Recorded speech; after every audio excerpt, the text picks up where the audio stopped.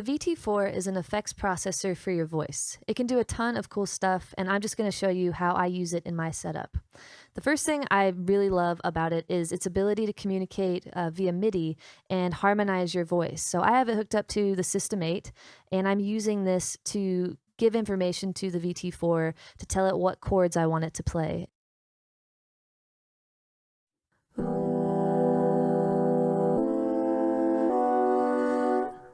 You can balance how much of the effect and how much of your natural voice is coming through. So if I wanted to be able to sing a line over the chords I'm playing and have that really be prevalent, I can just go ahead and turn the balance down, and you'll be able to hear my voice coming through the harmony.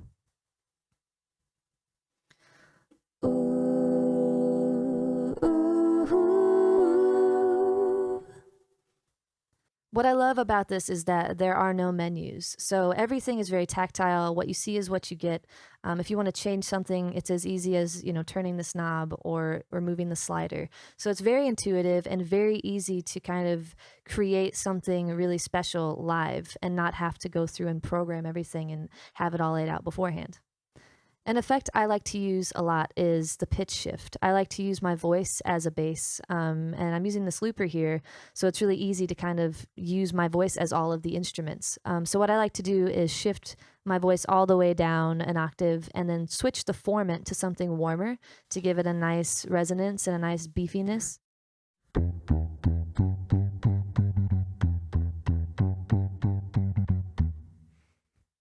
I like to use the megaphone effect to give my voice kind of that lo-fi quality. And the cool thing about all of these effects is that there are multiple versions of each one. So there's multiple megaphones, multiple types of harmonies and vocoder sounds. So you can really be creative and really kind of customize every sound to your liking.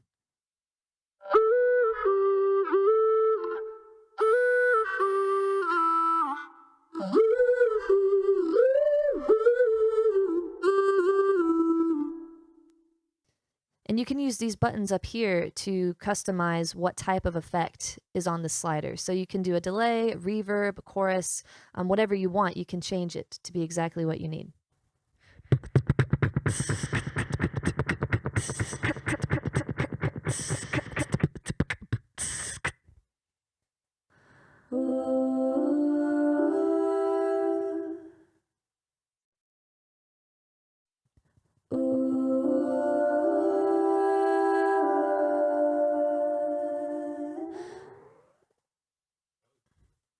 So I like taking multiple effects and combining them to create a really unique sound and then save it as a preset so that I have it when I want to go play. So I want to start with just a simple harmony.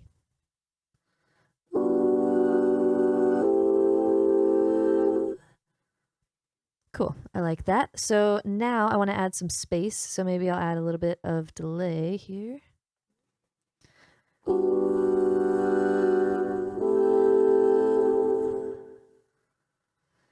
Now, let's say like while I'm performing, I want to do a cool pitch sweep or something. I can easily do that with this fader over here.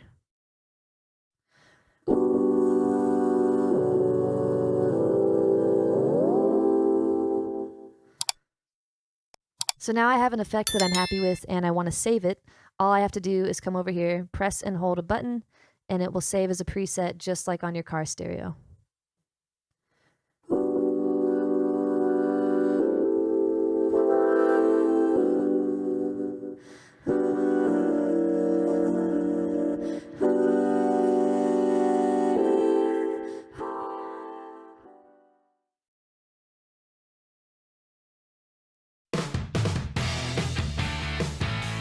Hey everybody, it's Phil with BEHRINGER. How you doing today? Welcome to Music Group Studios. I want to talk to you today about the VIRTUALIZER 3D, which is also called the FX2000.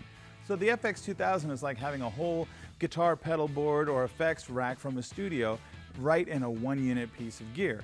And it's really cool because it does so many things. It's got reverbs and delays and choruses, so it has all the gain, pitch, time stuff in there.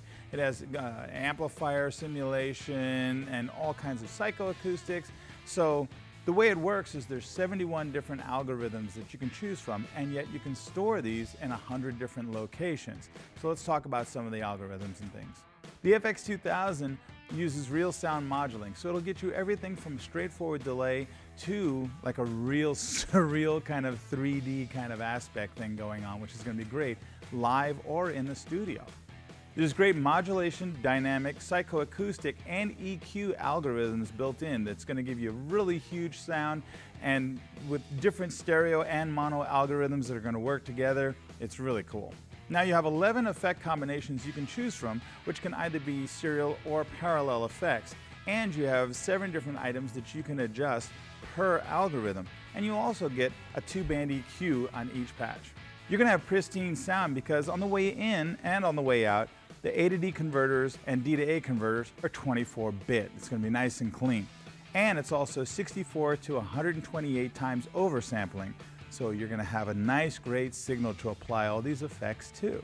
Inside it is true stereo processing. So it's not trying to make it processing. It is stereo processing, which is going to give you a great stereo and 3D image.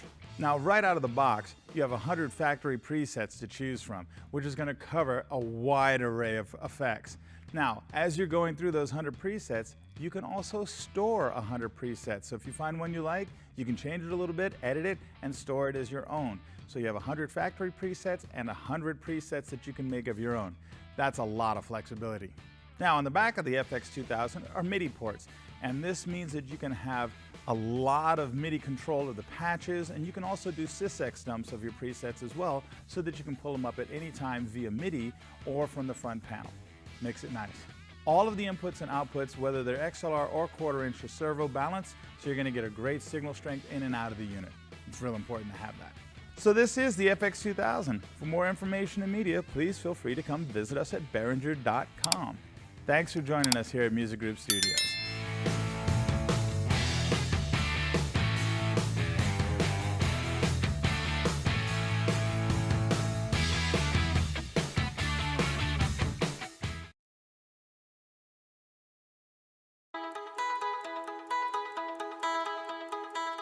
So my background with music's a little unusual because my family no one else in my family played instruments, and my folks didn't really listen to music. And my passion for music was really about learning how to play instruments.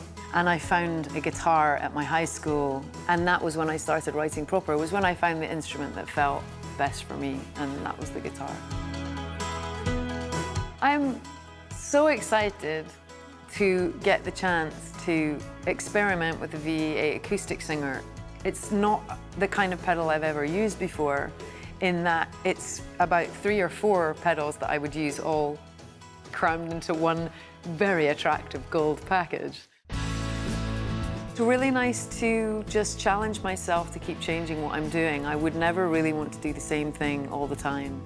So if I want to do a clap pattern on a loop pedal, usually I would want to do a couple of rounds of that clapping because it sounds rubbish if it's just one. You want a couple. You stick the double on and you've got two claps. You don't need to go around that process again.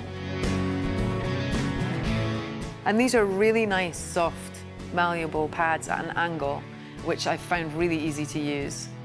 It's just fantastic having your loop, vocal effects, and any guitar effects you want in one little box. You also have a tuner in there, so you don't need a separate tuner. Just makes it very quick and easy and simple.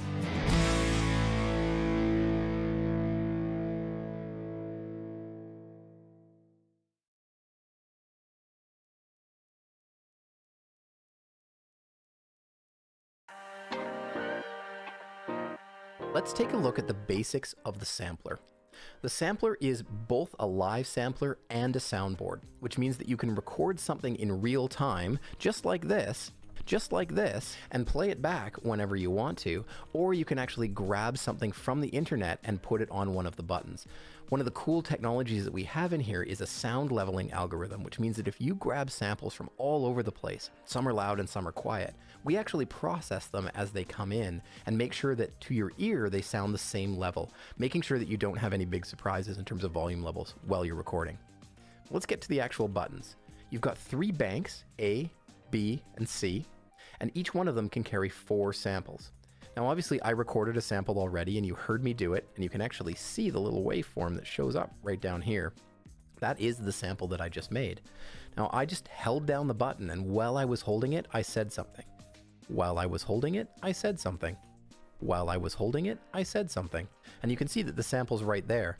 Basically here you've got your banks A, B, and C, and then an indication of which button it is. So the top left was my first sample, top right is the second one that I made, and then you've got bottom left and bottom right, which are currently empty. Now I can tell that there's something on these sample buttons because they're actually lit up with red. It's a dim red, and it will go brighter when I play it back. While I was holding it, I said something. Then I know it's playing, and you can play more than one at a time. Now after you've recorded a sample, which coincidentally can actually be sampled through your vocal effects, so basically however you hear your voice in the headphones at the time that you're recording it is going to be what gets recorded in the sampler, which makes for some really fun opportunities. Once it's recorded, you can see I have this waveform here. I also have these two little handles that slide back and forth, and I can actually do a little bit of editing just on the length of the sample. So when I play this first sample, we know this is top left, and we know this is my sample. I'm gonna play it just like this. So I heard just like this, but there was a little plop at the beginning. Just like this. Here it's like a cuckoo. Just like this. It just happened to be a bit that I captured at the beginning. I want it to be super accurate, and I want to be able to say just like this, so I can hammer the button and go just like this. So watch. Just like this. I've moved this in a bit, and I've cut off that little thump. Just like this. Just like this. Now that sample is really tight, and I can repeat it like that. So it's a great little quick trimming tool. Now let's talk about how we bring samples in. I've gone onto the line, and I've gotten myself this Peter Griffin sample from Family Guy, and it's right here. I've brought it into my preset library, or to my sample library. So I clicked on this button, and I literally have Peter here. You can create folders, so you might want to have one of, you know, all Rick and Morty samples, or all samples that you made with a friend one day, or whatever it is. They'll all be in here, including every sample you've ever recorded when you were live. Okay, so I've got all these samples historically, and they're date and time stamped, so you'll know where they are, and you can go back and go through these, find the ones you like, rename them, and probably bring them out of this recorded folder and chuck them in some other kind of keeper folder that would use for later. But I'm going to take this Peter one here, okay? It's actually on my list because it's represented in that folder. And I'm going to go down to this empty sample and just drag it right in. Boop. Now see how it said analyzing track for a second? That was because it was normalizing the volume relative to other samples that I've already recorded. So I'm going to take these two handles here because I know that that had a bit of empty space. You can see this little flat line is just empty space. I'm going to bring those in like that, bring them in, and now I'm going to play that sample, which I know now is on the bottom left. Well, you forgot to flip them off, but other than that, nice job. Right? Oh, I cut off a little bit of nice job at the end there, so let's see. Well, you forgot to flip them off, but other than that, nice job. So there we go. Now I have that sample done. Now if I wanted to just turn this into something like flip them off, I'd try and figure out where flip them off is here. Flip them off, but other than that, nice job. Flip them off. Flip them. There we go. Flip them off, but... Oh, got a bit of the butt there. There we go. Flip them off. There we go. So now I have Peter saying flip them off. Flip them off. Flip them off. So it's a really good way to be able to just quickly edit the stuff that you're working on and get the samples to do what you want. Other than that, it's basically just go to town, use as many as you want. You can actually load in long files here. So if you wanted to load in, say, some music that you would run in the background of maybe a D&D encounter. So you start your music up with one sample button here, and then you have maybe some like combat effects or like a giant, you know, beast roaring or something like that. You could do that on the other samples while the music is still playing back in the background. Really, really cool.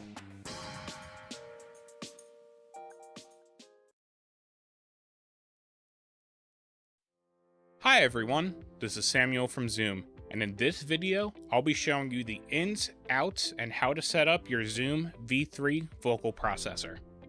The V3 has an XLR input for connecting your microphone and a professional quality preamp so you sound your best. There's a phantom on and off switch for microphones that require plus 48 volt phantom power. You can use any microphone you want with the V3, but Zoom offers a microphone that will help the V3 shine. The SG V6. This mic is a shotgun style mic that helps isolate your voice, which will allow the V3 to process your voice more accurately. Once your mic is plugged in, you can use the volume knob and the clip light to set your mic volume. Aim for the light to always be green but never red, even at your loudest.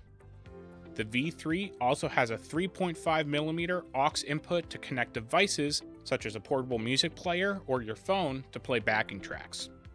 The stereo 1/4-inch line outputs can be used to connect to a PA system or mixing console for live performances, or to a recorder or audio interface for recording.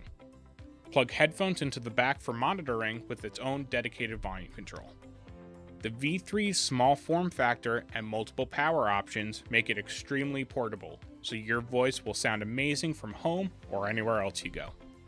It can be powered 3 ways: via AA batteries, via a micro USB port, or by connecting the Zoom AD16 AC adapter.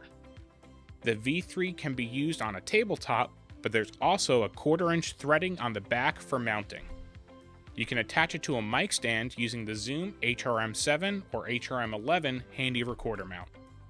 For hands-free control while performing, you can connect the Zoom FS01 to toggle effects precisely on beat, or use the Zoom FP02M expression pedal to freely modulate effect parameters while performing. The V3 can connect to a computer or mobile device via USB to become a 2-in, 2-out USB audio interface. Add new dimensions to your voice when using for live streaming, or add subtle effects such as compression to give your podcast a broadcast quality sound. To learn more about the sounds and the other features available on the V3, check out the other videos on our YouTube channel and visit our website, zoomcorp.com. Good luck and enjoy creating.